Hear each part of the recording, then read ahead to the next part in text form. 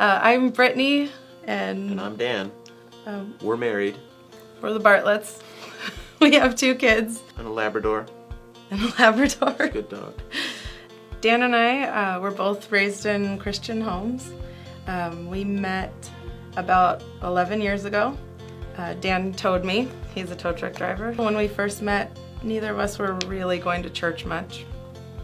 Definitely, God was part of our life, but not the center. Not the center of our lives. I grew up at this church, left after college, and ended up in Seattle. And we moved back down here about 4 years ago, deciding to look around for some other churches, and decided to give this a try again. And the first day back, I just felt like I walked back into home. We were coming for about 6 months and trying to decide if this was gonna be our home, and I wanted it to be, but I wanted him to make the decision. And one morning he said, "I just feel like I don't know anyone there and you know everybody." And that was the morning that Tyler was announced as the new adult ministries pastor. So yeah, Dan was like, "I know one." This is a sign. This is a sign that we should stay here. So I was pretty happy. But at that point, we really were starting to pray and talk about what are our spiritual gifts and where does God want us serving here. And well, it's funny too how we both kind of started getting the convictions, like at the same time, as strong as they were. Like, you guys really need to start getting involved. And yeah. So at the time, Pastor Jesse was teaching through Nehemiah, and most of Nehemiah is about the people returning to the city, which kind of was cool that we're returning to Auburn, or I'm returning to Auburn. He's from Tacoma.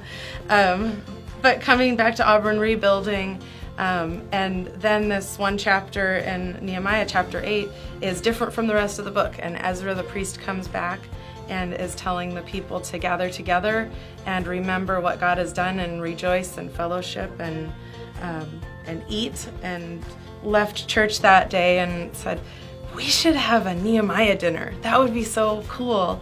And then also the second part being that it's in our community and you can invite anybody that you want to, and the aroma of Christ is there, and there's opportunity to minister to people. I've had friends that have come needing prayer for things, and they're not people that normally do go to church, but they know that we are going to encourage them and help them, and that's happened on our Sunday nights. Very random, the people that show up. So, Dan tows people, and he's inviting people that he tows, and we're right on Main Street in downtown, so it's pretty easy to say, just go down Main Street till you hit our house.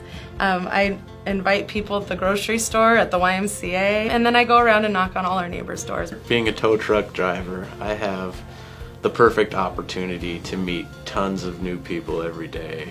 And if the opportunity presents itself, I can share my faith. And it's weird how that happens, because you could pick somebody up in the truck and you don't know them from Steve. It's just a call that came in. Hey, you need to go pick up this person because their car overheated.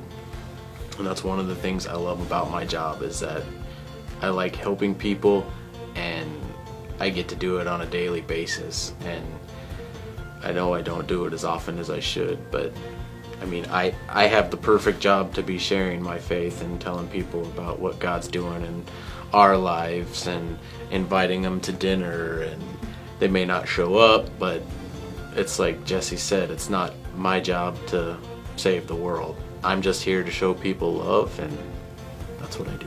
One thing we've been learning, to listen and recognize when it's God leading, and when he is telling you to do something, don't second guess it.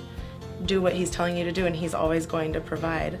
And so each week, we don't know how many people are coming. I put something on Facebook every week, and Dan goes to cash and carry and gets meat, and some weeks he gets 10 pounds of ribs and chicken, and we have about 15 people show up. Last week he came home with 36 pounds of pork. We had 30 to 40 people last week show up, and there's always just enough food. Yeah, and that's what's cool about it. There's never too much, there's never not enough. Yeah. It's just totally like Jesus feeding the 5,000. Yep. We just pray ahead of time and go and get good. food, and and it works out. So it's been a really cool opportunity to to meet our neighbors, to open our house, and really, Just love people. yeah, to love people.